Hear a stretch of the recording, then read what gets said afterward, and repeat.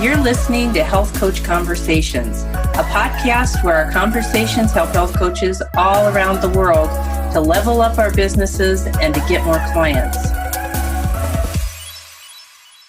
We're going to be talking about beating back cancer through a whole food, plant-based diet, exercise, targeted supplements, stress management, quality sleep, detox, inside and outside, and enhancement of the gut microbiome. I'm going to start off with this one question. Are you talking about exclusively or in conjunction with traditional methods? Oh, I believe in using Western medicine and alternative medicine. So what I do is it's really called integrative oncology, where I'm coaching people that are getting conventional therapy. Now, there have been some patients that have come to me that were trying just alternative treatments, and they were getting themselves into major problems. I mean, I really had to get them to wise up and get some conventional treatment, because what most people don't realize, 100 years ago, everybody died of cancer. Right.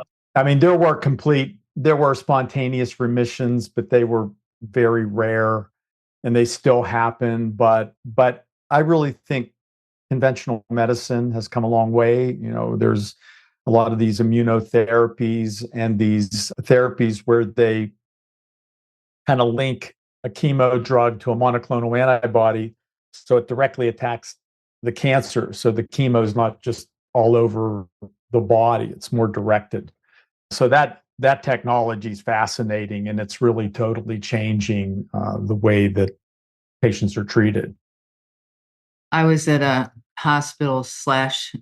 I know that sounds weird, place in Santa Vive, and they had people out on the deck watching over the ocean in the sun, getting their chemotherapy. I thought that was cool. I think it's fantastic. Really, I'm sure it works better when they do that. Honestly, yeah, it's definitely more pleasant, I would think. Oh yeah, I mean I think that's amazing. So why don't we start back before there and talk about what the best diet would be to prevent and to combat cancer? And would it be the same? Well, I recommend a whole food, plant-based diet for people that are battling cancer. Not everybody can do that. Some people are kind of blown away by the idea of a plant-based diet, and it is not a vegan diet. I hate the word vegan, because you can be eating Doritos and drinking Coke all day and you're vegan, and just because you're not eating animal products, you think you're healthy. And I will say some vegans are the most unhealthy people on the planet. And then on top of it, some of them don't even take vitamin B12, which is like something that I've seen with patients that kind of blew my mind. But I'm talking about a whole food, plant-based diet. So fruits, vegetables, legumes, whole grains, nuts, seeds, herbs, and spices. And that's a very, very anti-cancer, anti-inflammatory type diet. In my book, Beat Back Cancer Naturally, I go through a lot of the studies that have been published, in the scientific literature. There was one in the British Journal of Cancer. I think there were over 60,000 people they followed for, I think, over 10 years. And they found that the groups that were eating more plant-based had a much lower incidence of cancer, heart disease, diabetes, dementia, really all-cause mortality. And recently, there have been two meta-analyses done through the Adventist Health study and then the Epic Oxford study.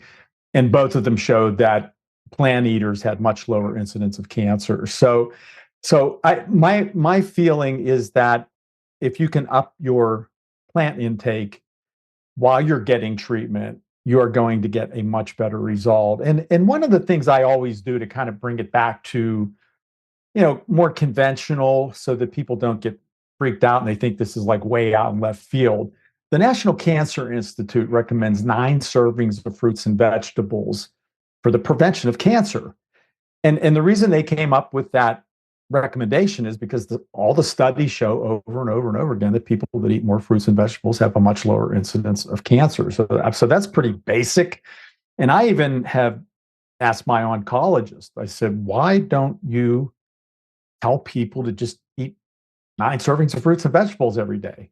Because the average American, believe it or not, there's a CDC study, the average American only eats 1.8 servings of fruits and vegetables per day. And that's counting ketchup and French fries as a vegetable. I mean, it's almost mind blowing, to be quite honest with you. Yeah, it doesn't surprise me. I had a couple of people in the last couple of years. One had a heart attack and the other one had cancer. And they said, well, what should you eat? And you give them a book on what to eat. And they, I'm not going to eat that junk. I don't even know what that Yeah, stuff is. It's hard to yeah. get them to eat fruits and vegetables, isn't it? Well, a lot of it, I think, starts with parenting. I notice when I go out with couples that have little kids, I mean, they basically all get like buttered noodles. It's like, and that's all they eat the whole meal. And I'm thinking, those little kids really are not getting, they're not getting any nutrition through that.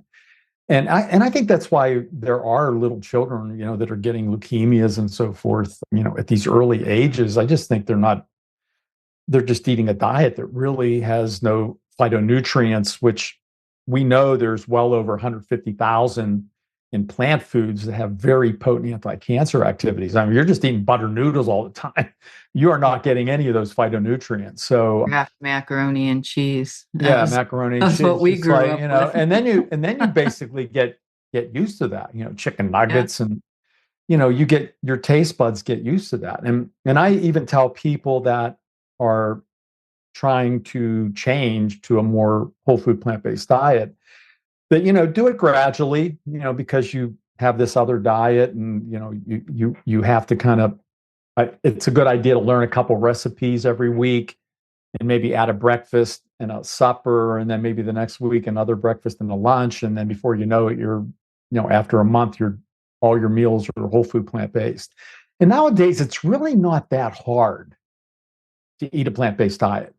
There's an app that I use, and I don't know if you've ever heard of it. It's called the Yuka app, Yuka.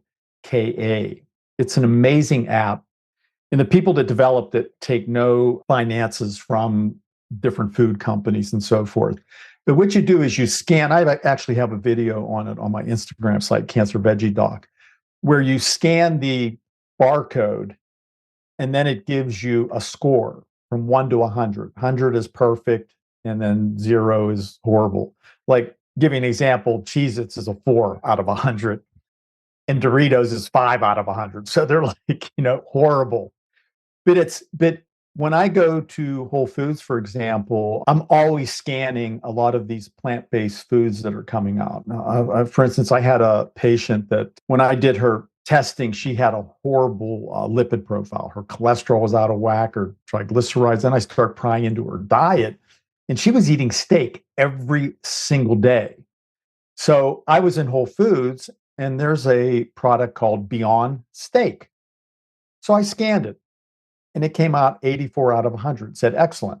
And then I looked at had no additives. It was low in saturated fat, had good fiber, had good protein. It was low in sodium.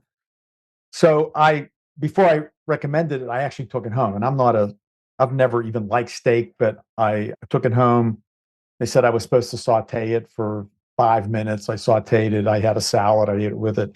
But I'll tell you what, that tasted just like steak. I mean, I couldn't even believe what I was tasting, and it really had a good score. So I'm not totally against some of these, processed plant foods, but I think there are ways that you can check. Like, there's a veggie dog that I checked that I had been eating. When I checked it, it was like a 38 out of 100. It had a poor rating. So I stopped eating it because it had a lot of additives in it and had a lot of sodium. And the Impossible Burger, for example, that has a ton of saturated fat. So that doesn't score well. So when I am out and so forth, and I see, a recommendation from at a restaurant, if they have something Beyond, I'll get it. But if it's Impossible, I'll usually, for instance, pass on it. But it's really not that hard to eat a plant-based diet nowadays, because there are so many different alternatives. Like Amy's makes some good products. The Blue Zones has some excellent products.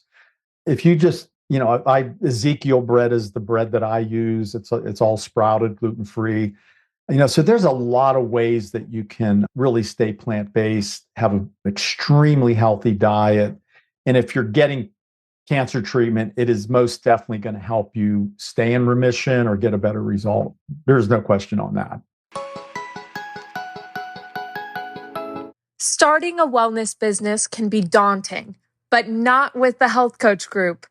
From business strategies to consistent income streams, we've got you covered. Let's create a thriving practice together. Visit thehealthcoachgroup.com to learn more. What about freeze dried? They've got freeze dried fruit powders and freeze dried greens. Oh, I'm huge on those. In fact, if you go on my website, I have something called the Oncology Support Formula. There's 16 different freeze-dried powders in there. And the reason I did that, one of my patients is the one that told me to do it. What I was recommending and what I normally do myself, I buy the 16 different freeze-dried powders. I go onto Amazon. Micro Ingredients is a good company. Z Naturals is another good company. But I basically would use, I'll give you some of them, like strawberry powder, raspberry powder, blueberry powder, blackberry powder, goji powder, acai powder, cacao, mushroom powder, ginseng powder. What are some of the other ones? I use a broccoli powder. So I have 16 different powders that I actually put in my coffee in the morning. And then I always add baking powder because coffee is acidic.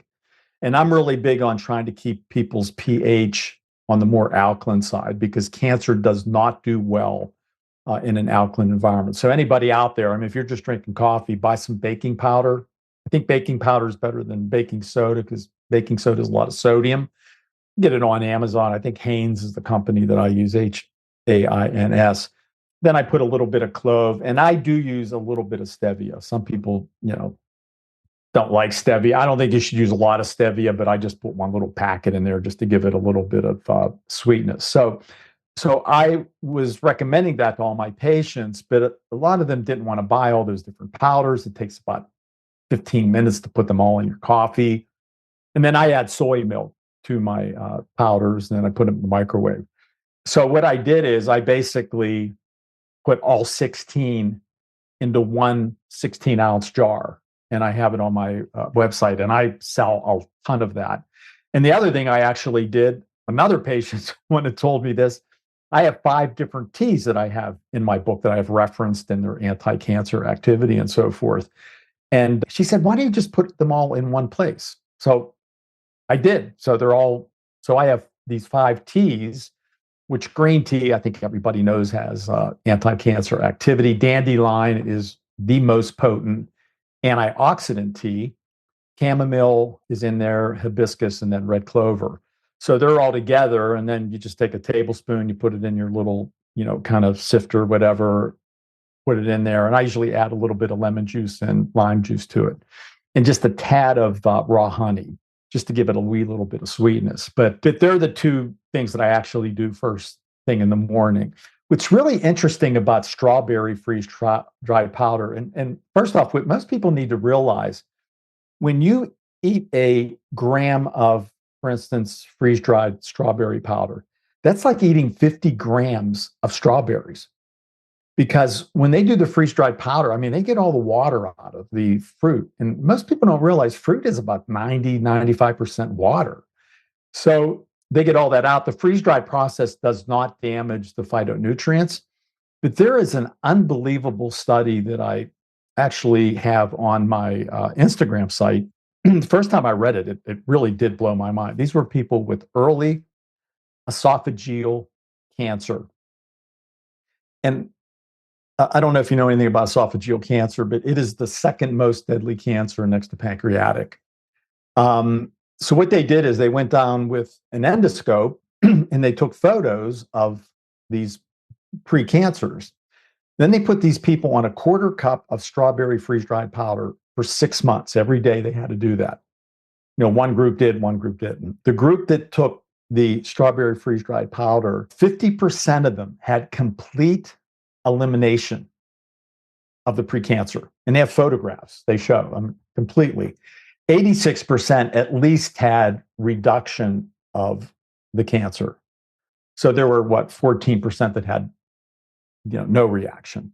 But still, that's extremely impressive. And I'm really big into synergism. That's why I like to use a lot of different freeze-dried powders. I actually have a video on my website, naturalinsightsintocancer.com. I think I have 2 of them on synergy.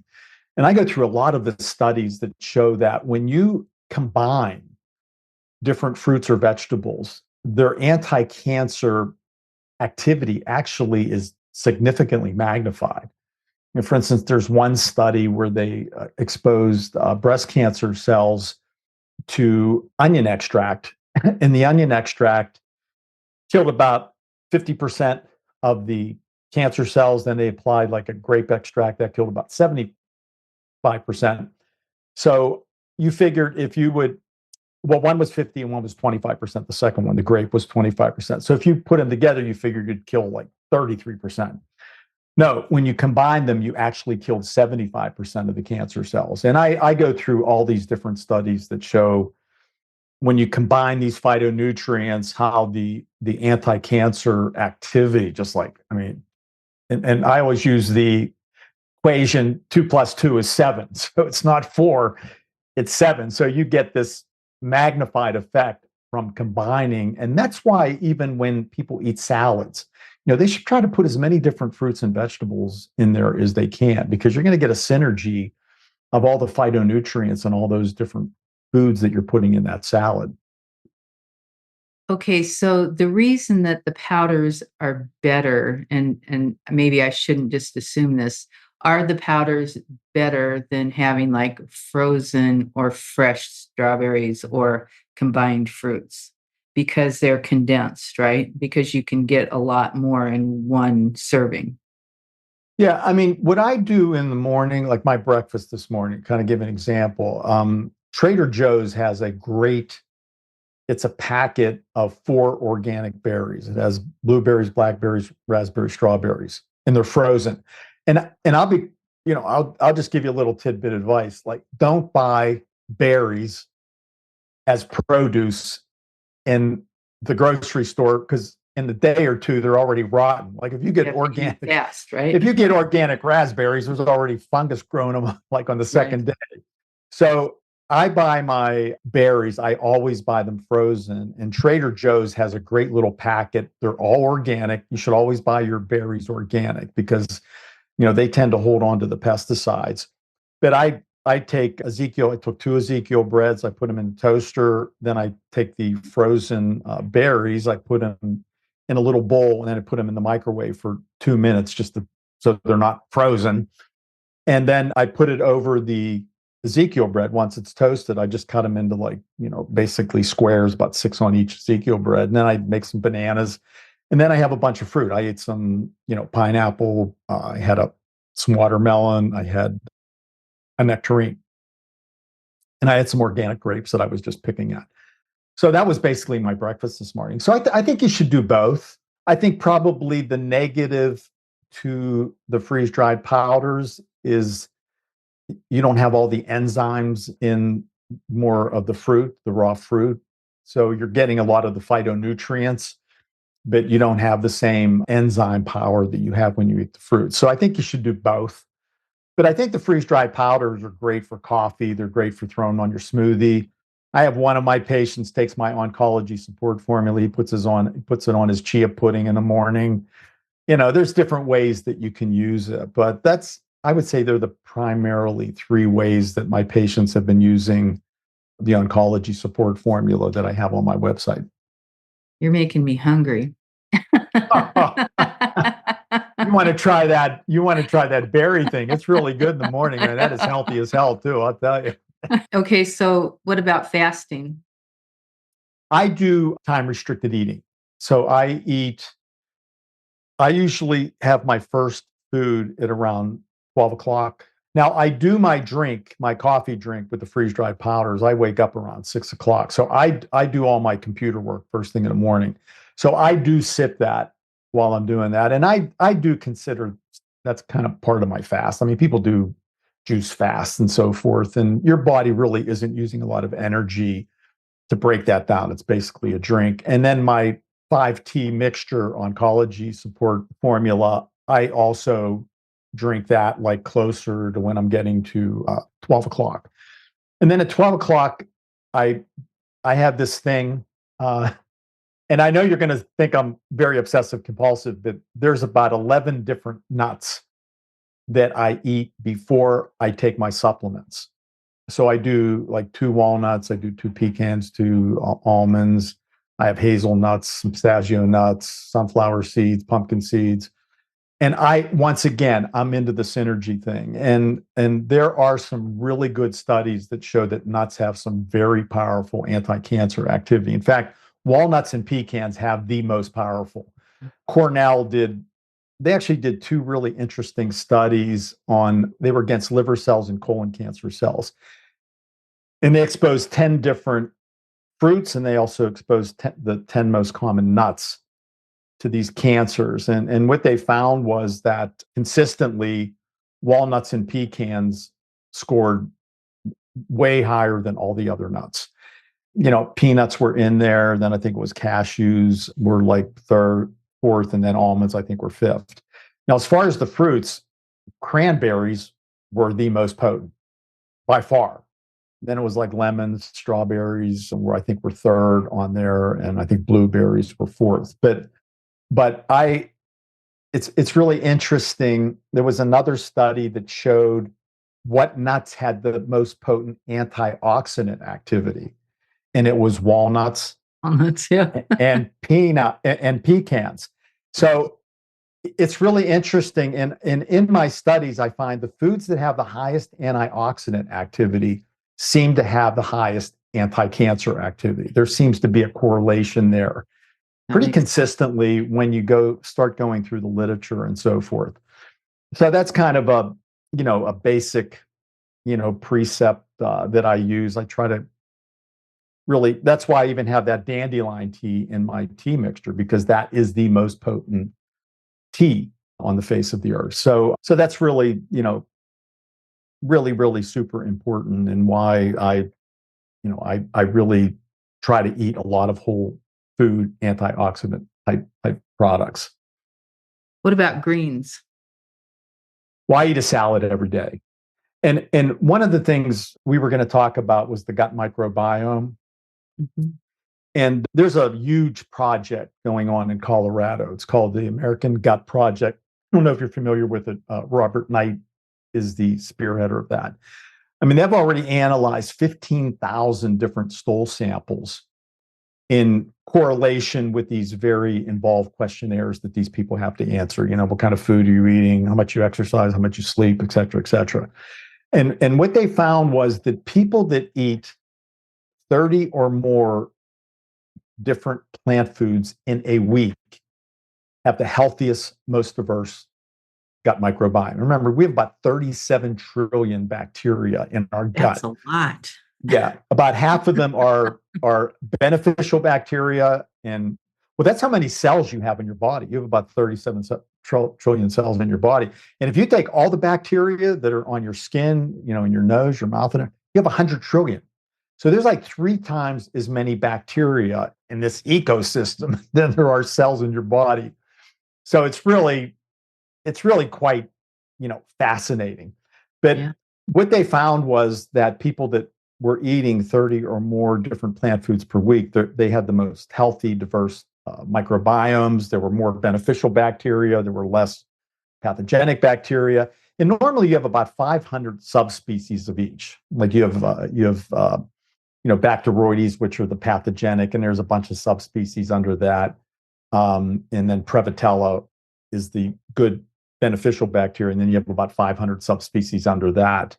People that were eating 10 or less plant foods per week had the least healthy gut microbiome, and they had more antibiotic resistant bacteria, probably because they were eating a lot of meat.